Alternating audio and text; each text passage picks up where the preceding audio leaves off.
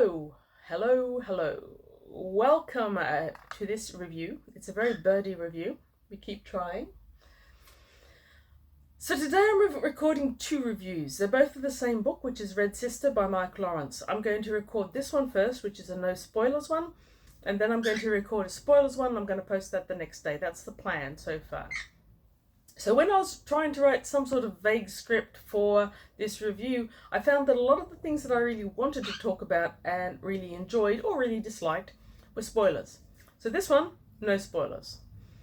Red Sister is the first in the book of the Ancestor trilogy by Mike Lawrence, and it came out in 2017. It was nominated the next year, in the 2018, for the David Gemmell Awards for Fantasy. Don't know if it won or not, I think not. 2018 was also when the second came out, Grey Sister, and then Holy Sister in 2019, which completed the trilogy as far as I know. Our main protagonist is Nonna. Now, I really did enjoy this novel. I don't read that much fantasy or epic fantasy, and this one might be grimdark. I'm not sure. I didn't find it particularly grim or particularly dark, but there was a lot of blood. That might be grimdark. To be honest, the reason I read this book now is because I really want the third in the library trilogy and I can't get my hands on it just yet. So I read this one knowing that I might be setting myself up for failure in the enjoyment stakes. But in fact, I did enjoy it. Now, I've known about the Book of the Ancestor trilogy for a while. I haven't engaged in it because I read the reviews and I thought this might not really be my kind of book, being as how I don't read that much fantasy anymore. However, when I couldn't get the one I wanted, I went in for this one. I listened to it on audiobook, so I can't wave the cover around. It's a pretty good cover though. And my audiobook was very, very ably narrated.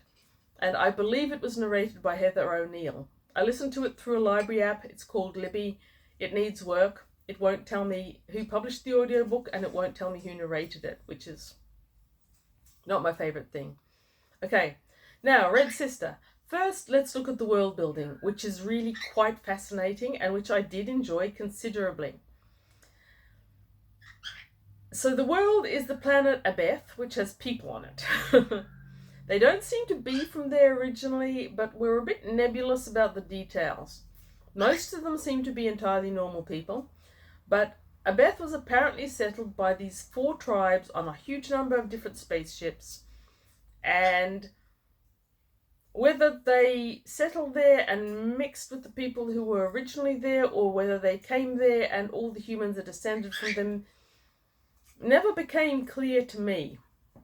But the fact that they arrived was very much a plot builder, because the heartstones of the starships are a major plot element in this book and will become more so in future books. Now, this to me is purely epic fantasy book, but Mark Lawrence seemed to have this quirk of slyly inserting things that are clearly science fiction. Spaceship settled world, and there's a couple of basic pieces of technology without which they couldn't live there. So that should be science fiction or at least space opera, but I don't think that in terms of reading experience you could claim this is anything except epic fantasy. This seems to be a Mark Lawrence thing, and it's sly. I like it. I like it a lot. Now, these 4 different types of people who settled, or these people with 4 different skill sets, or traits, whatever they are, I'm not sure, the traits in the general population, but getting a pureblood is rare, if not impossible. And the traits are Hunsker. The Hunsker can apparently speed up their metabolism in a way that seems to give them superhuman speed. And our main protagonist, Nonna, we'll early on learn is Hunsker. Now, the second trait is Gerant. Gerant grow into giants. They are huger than other people. I think at one stage someone describes a Gerant's wrist as being the size of their thigh. They are massive and they have appropriate gigantic strength. There's the Margil. They can work elemental magic, which seems to be animal, rock, maybe botany magic, I don't know, something like that.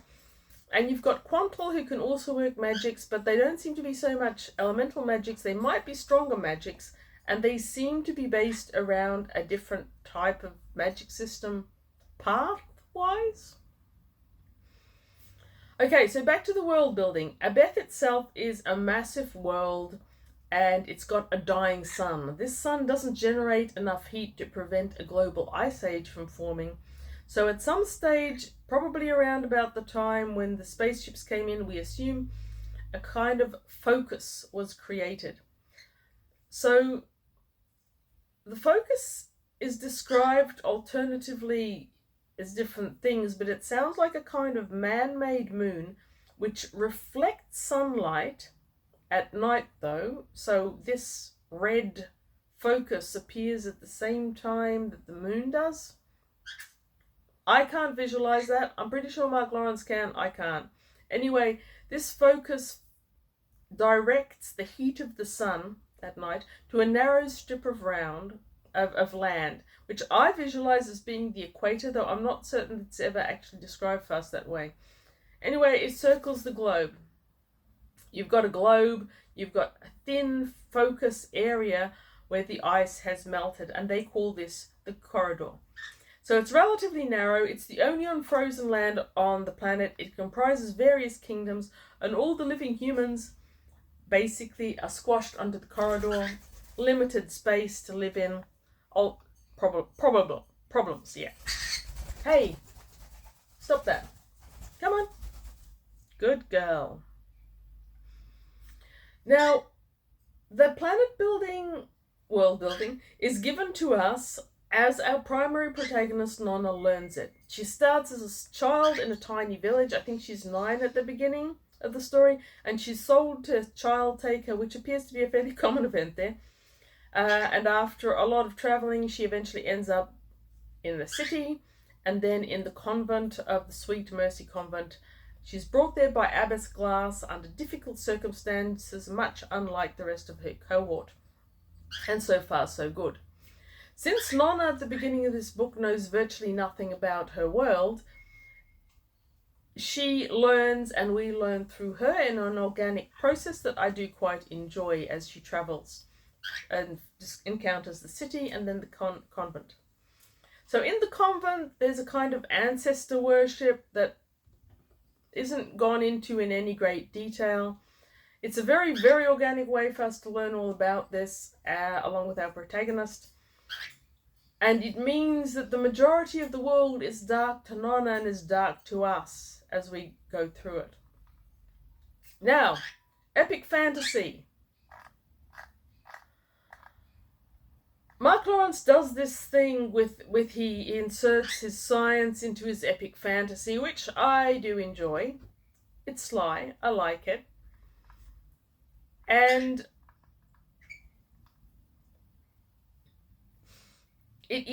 but it does still read very, very much like epic fantasy. And it's got themes and it's got tropes. Now, I don't mind a good trope. If you're going to write a book, you can use a theme I've already seen before. Most of them already exist out there. Just do it differently and do it interesting.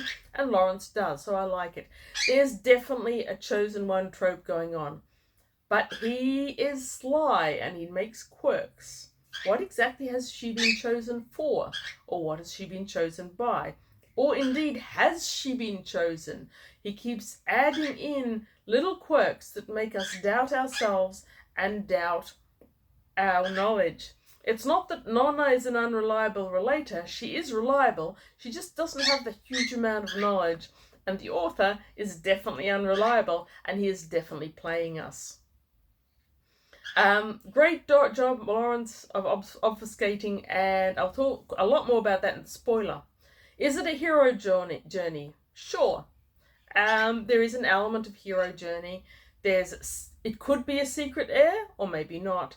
Prophecy, good versus evil, or maybe all these tropes have had a little bit borrowed and mushed together because it is a long book.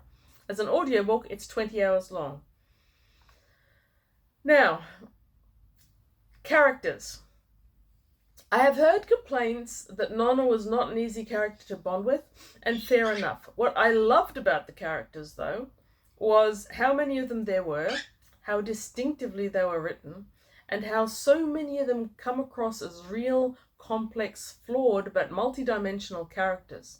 There are heaps of characters. Nonna starts out with one cohort with the child taker. She moves on to another cohort, and then her first cohort in the convent, and then that changes as well. It's constantly morphing and changing, much as a cohort of people would in real life. As she progresses through the academy, her relations with the people in her cohort vary as well. She is clearly Hanska, so she's put in with the sisters that are being trained to be Red Sisters or fighters.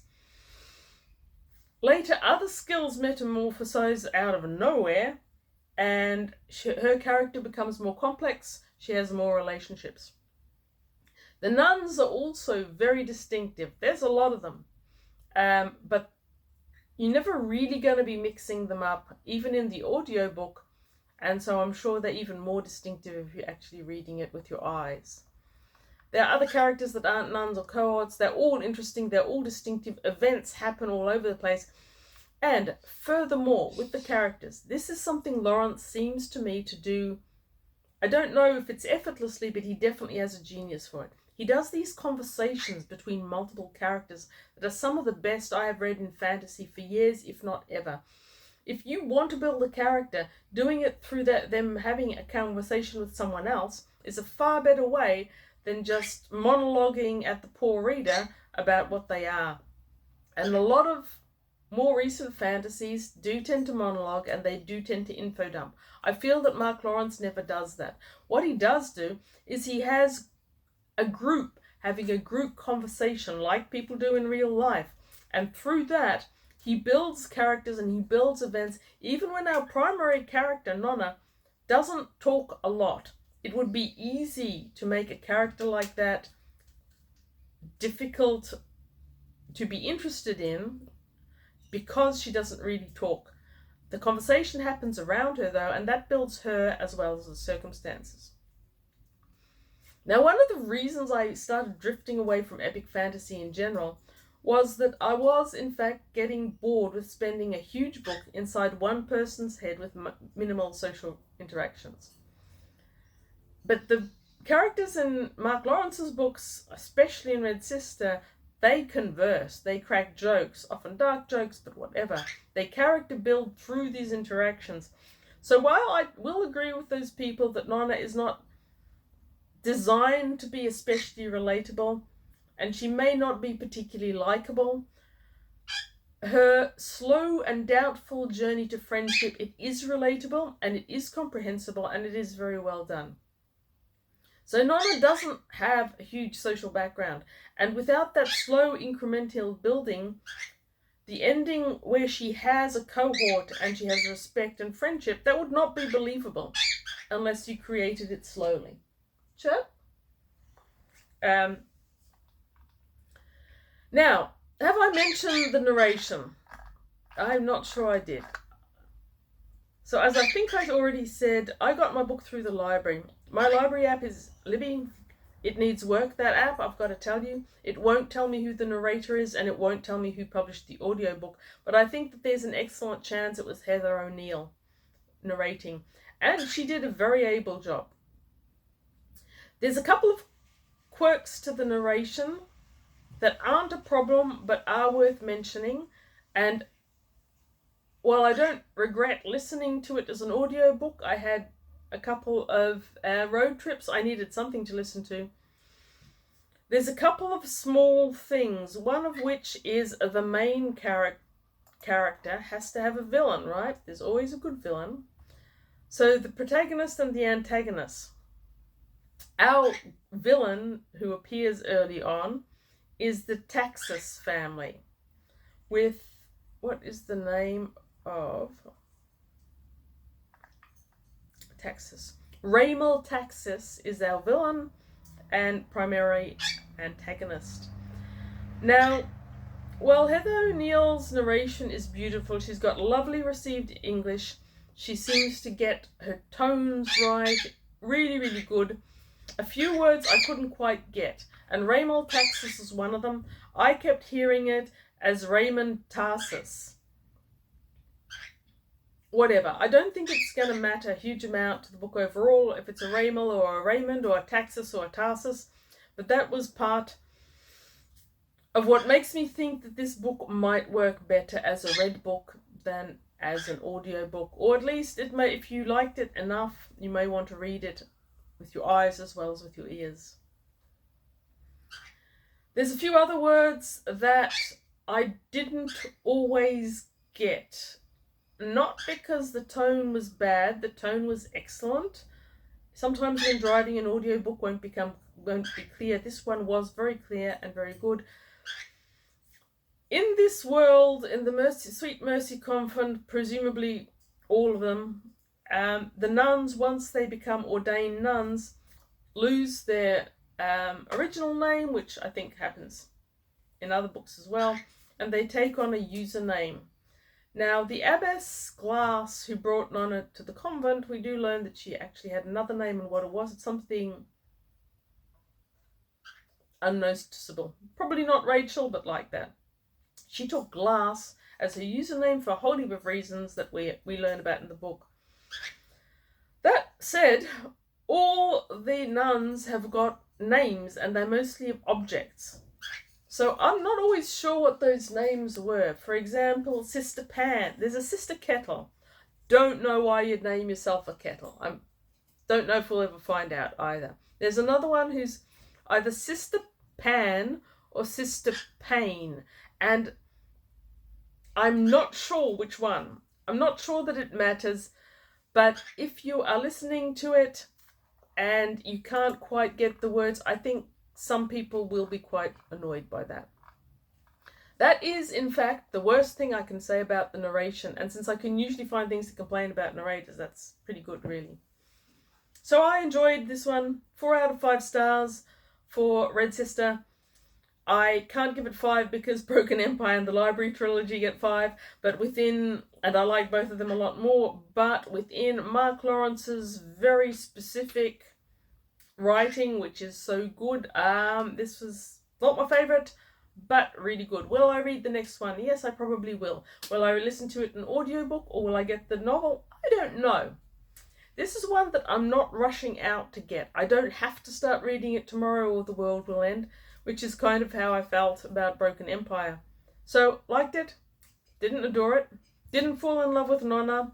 I'm not breathlessly awaiting my next Battle Sister experience, but pretty good epic fantasy. One of the better ones I've read recently. Thank you for watching, and on to the next one with spoilers this time.